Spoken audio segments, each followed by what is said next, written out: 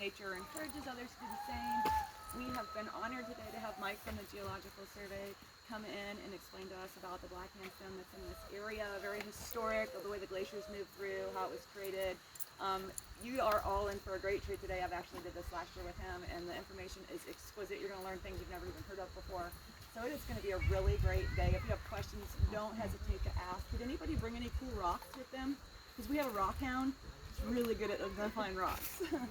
I forgot my rocks at home. Well, there you go. Okay, well, I'm going to hand the floor over to Mike, and you all are going to enjoy this day so much. Very good. Well, we're here today to look at the Black Hand Sandstone. So I'm going to give about a 5 or 10 minute introduction on the bedrock and the glacial and the river history of this area right around here.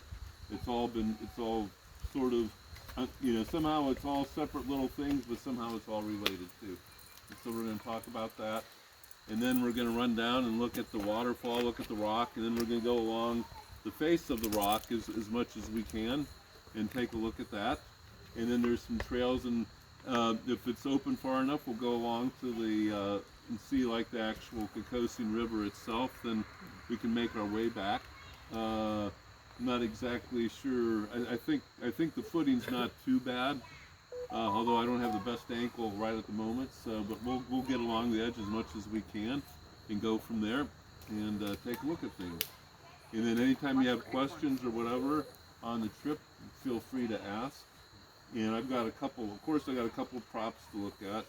And I thought I had my little string backpack in my truck to just throw the stuff in, but I don't, so I'll probably have to take a minute when I'm done to run this back to my car or hide it somewhere. But at any rate, let's see here. If you want to pass that around, and I've got another one here at the moment, and this is what we call a paleogeography map.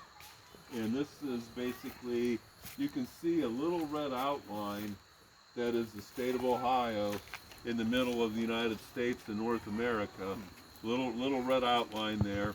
And this looks very different than what North America looks like now. This is during during what we call the Mississippian period.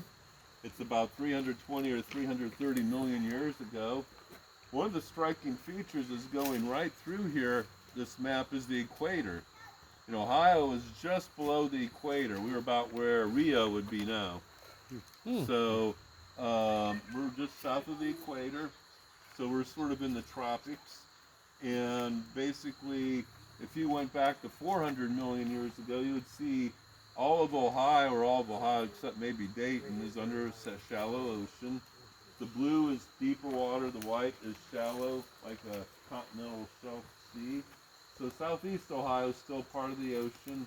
Northern Ohio is becoming land.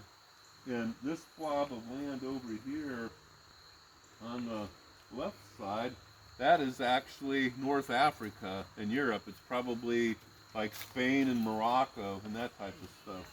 And what's happening is the same thing that put us down to the equator and moved us north is plate tectonics.